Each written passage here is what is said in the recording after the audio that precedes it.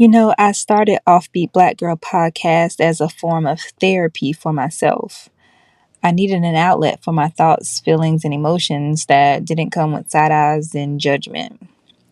Just me relaying my experiences and marching through the trenches of my self healing journey.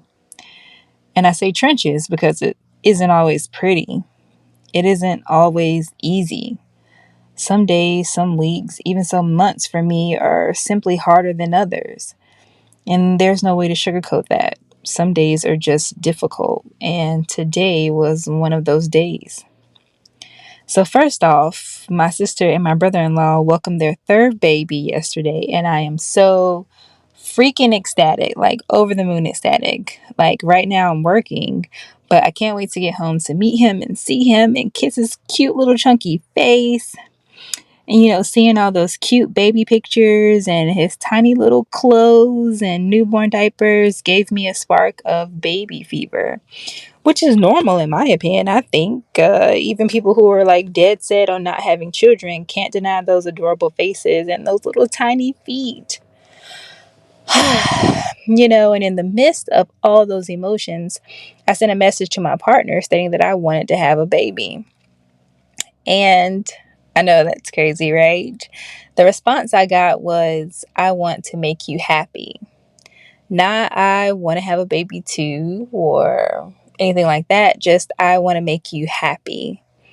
And I really didn't know how I felt about that response. So I said, that's not how that works, but thank you. And the reply I got back was, I have to want one with you. I get that, but I do want a baby. And y'all, that response, like, it did it for me. It hurt my feelings. I can't even lie. I have to want one with you. I get that, but I do want a baby. Like, in my mind, I'm sitting here like, so you do want a baby, you just don't want one with me. Or if this was a different scenario and you were in a relationship with someone else, you would be willing and ready to have a baby. But because of our circumstances, you do want one, just not one with me. So let me tell y'all, I cried for like an hour yesterday, right? Like, it was rough. My feelings was hurt. My feelings was big hurt. But let me give y'all a little backstory, okay? So, all right, guys. So when we met, I was a single mom of three, and I was dead set on not having any more children. I just did not want any more children at all. And one of the reasons was because, I was already doing everything on my own, and nobody sets out to be a single mom. Nobody gets to a relationship saying, I hope that we have children and I hope that we break up and I have to raise them fully on my own. Nobody says that. But that was my reality. And I didn't want to end up in another situation where I thought this was going to work out. This is going to be amazing. And now here we are, not together. And I am struggling trying to raise all these children on my own. So I was just like, nope, I don't want to do it. Um, but as our relationship progressed and I got to know him and, fall in love with him and of course see him interact with his own child, which only made me love, my partner more, I changed my mind, and he expressed interest in wanting to have more children as well. And so I fell in love with that idea to the point where I was looking up doctors and I was, we picking out names, and because in my mind I was going to have a little girl. And I was on Pinterest and Instagram and TikTok, like looking at little memes and looking at mom, daughter, matching outfits and, looking at all these cute little videos of all these little babies and was just like completely like obsessed with them. I'm telling you, I was ready. And probably about a little over a year after we were together, maybe about 18 months in, he told me that he didn't want children. He didn't want to have any children. And, the that was really devastating for me. And the first reasoning was, it was kind of selfish. Like, you know what? I just want to raise the kids we have now and get them on their way, get them independent on their way. And then I could just have y'all to myself and we can travel and, everything will be amazing. And that sounded really good. And then later on, we had the discussion about special needs children. So my oldest is on the spectrum. He's high functioning, but he is on the spectrum. And my youngest was born with a face malformation, so a deformity to his face and jaw.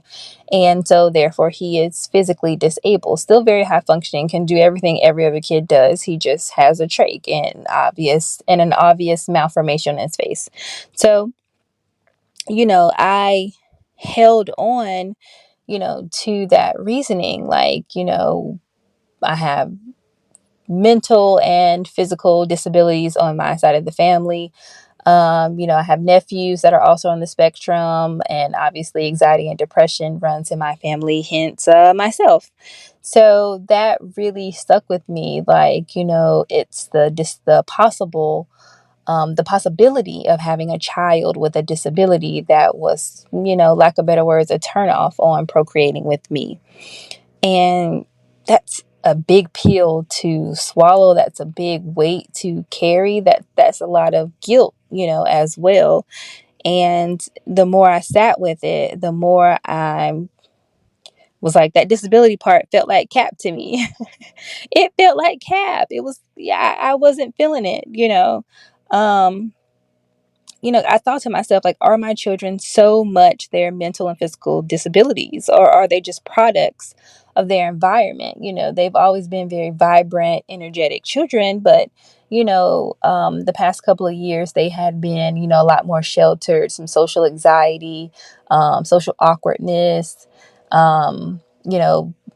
not really communicating as they should, some trust issues, but that I don't think that necessarily comes with disabilities, but comes from them being a product of their environment. I've seen them open up so much more and share their feelings and let their guards down so much since we've been in a stable, healthy environment. And I feel penalized and punished almost because of what's going on with them. Like I felt like I had to defend myself and defend my children. And it's hard, trying to explain anxiety to someone who has never dealt with it firsthand is like trying to explain racial injustice and discrimination within the Black community to someone who grew up with white privilege. It's just hard, and they don't see it. They just don't understand it, and they don't see the lasting effects it has on someone, especially if it's something they carried from childhood, all the way into adulthood.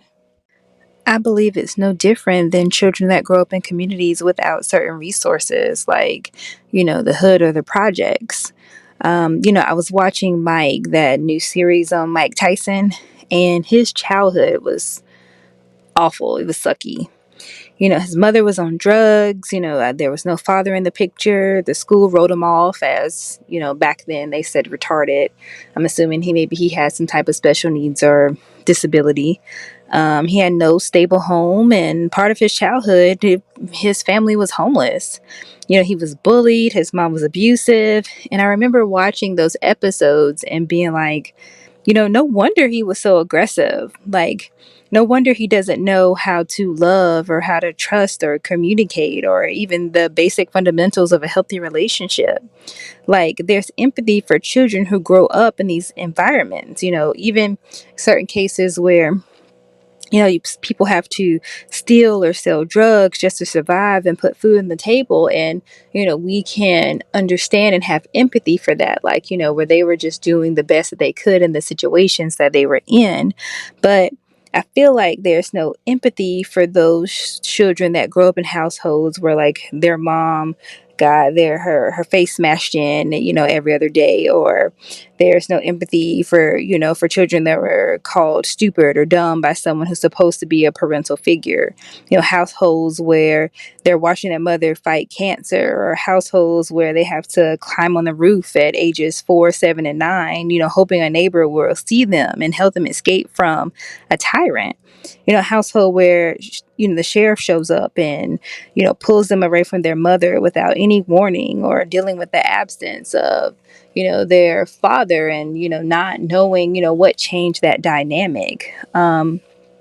or the only stable male figure in their lives was abusive. So, in the presence of a dominant male figure, especially if one that, maybe occasionally, raises their voice, brings on, anxiety. It makes it hard to form sentences and makes it hard to communicate, makes them awkward, and it just, it bothers me because instead of lumping these children to a pool of damaged goods or whatever, why not show empathy for these children that are simply trying to maneuver or heal in a world just like we are?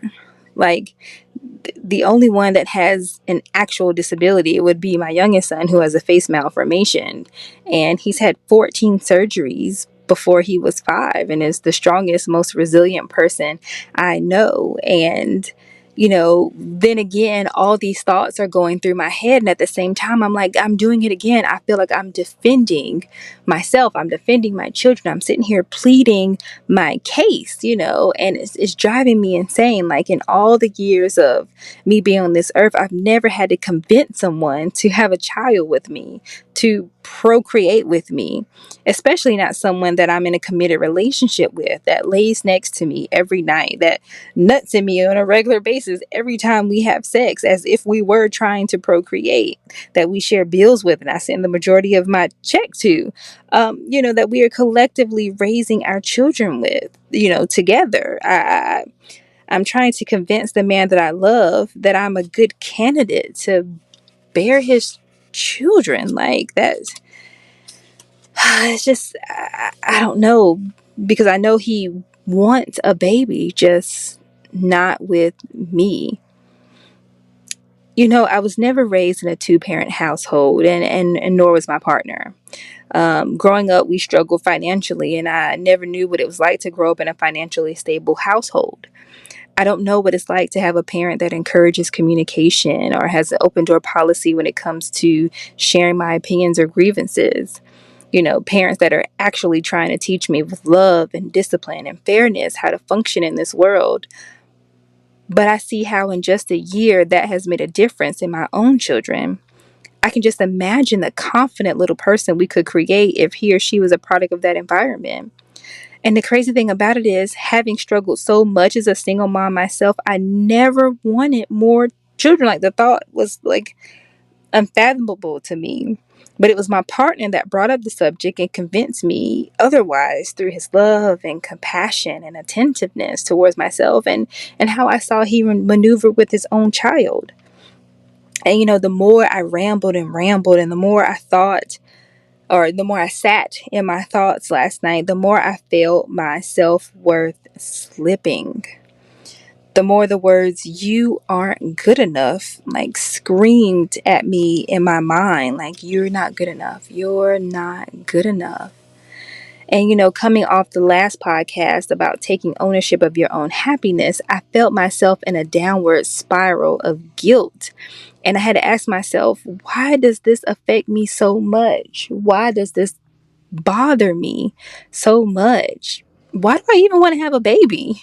Like, I really had to sit with myself and ask myself these questions. In a partnership, we offer each other grace and a safe space to be able to communicate our feelings, even if those feelings differ from our own. Especially if those feelings differ from our own. I mean, who has issues communicating something that will align with the other person's thoughts and opinions? The real hardcore truth was that my real feelings had absolutely nothing to do with my partner. I want another child simply because I'm a good mom. I know how to, I know what I have to offer a child. All the love that I felt I wasn't offered as a little girl, the grace, the protection, I wanted to pour that into another child, just like I do in my children now. I go so hard for my children. Like, I want to help them and guide them in a way that I wasn't, in any way that I can, whether that's practicing for a school play or helping them fill out an application for their first job, giving them a listening ear when they're frustrated, or family game nights, or just being a stable, solid figure in their life that they know without a shadow of a doubt that they can rely on. But because of some of the negative circumstances I found myself in, my children ended up being collateral damage. They were hurt from decisions that I made, and that led to a ton of mom guilt.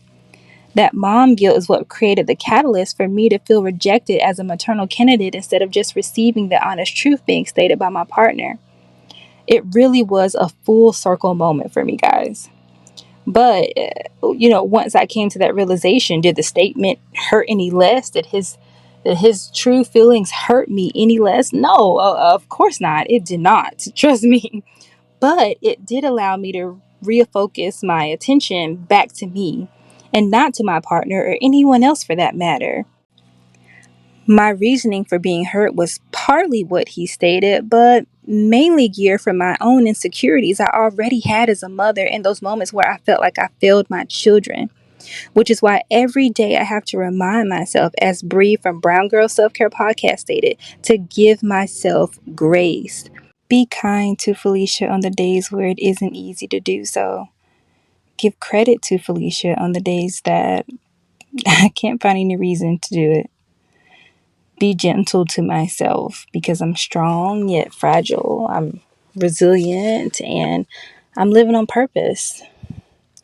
Even if I'm still learning how to move to my own beat, to my own rhythm, to my own drum, give myself grace. And so, with that being said, this is the end of this impromptu podcast. Thank you guys for tuning in to this episode of Offbeat Black Girl Podcast. Again, for any questions or comments or inquiries, you can hit me up at offbeatblackgirlpodcast@gmail.com. And I'll see you guys later. Bye.